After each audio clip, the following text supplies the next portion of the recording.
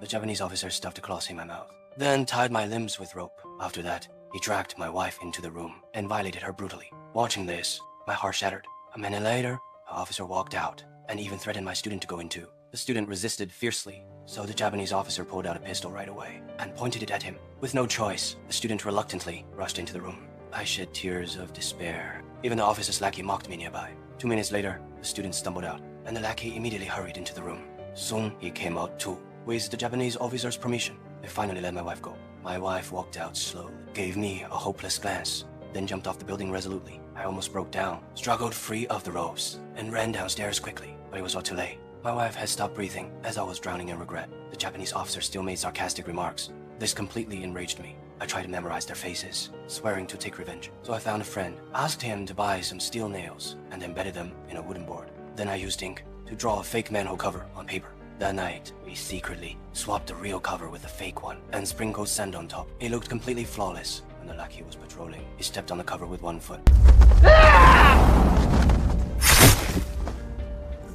Then we put the real cover back, pretending nothing had happened. Next was the Japanese officer. I guessed he'd come to gloat on the day of my wife's burial, so I played along. Intentionally had my friends shoot at him. The Japanese officer stood up and chased after him at once, all the way to the roof. But he never expected. The roof had been greased in advance. He slipped and fell right off the roof. And this spot was where the Japanese soldiers kept their military dogs. It hadn't been fed for 3 days. Now only one person was left. The student, still unrepentant, trying to catch evidence of my anti-war activities. I lured him to the building, where my wife had jumped. He still thought he was about to get a promotion. Just then, the door behind him opened slowly. He raised his gun in fear, facing the door, and the pale-faced woman walked out. The student was terrified out of his wits.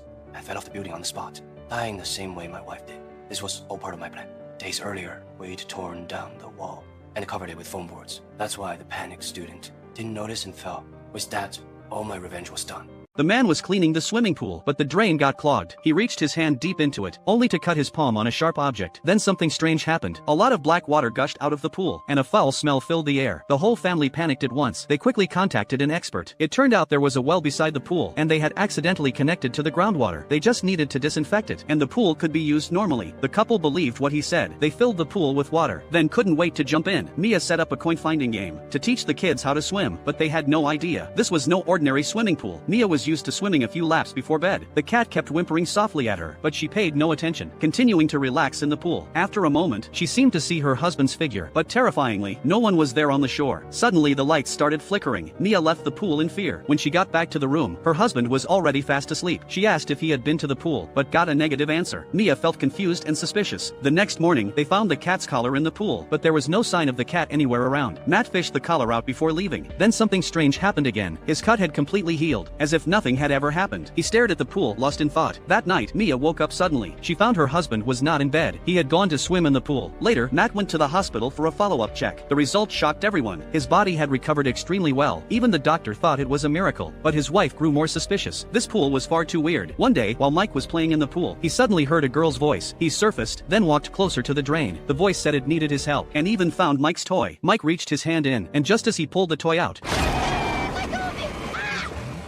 he hurried to tell his mom about it. Mia, who already had doubts, immediately talked to her husband. Matt thought it was just a prank by the neighbor's kid, never expecting their daughter would nearly lose her life.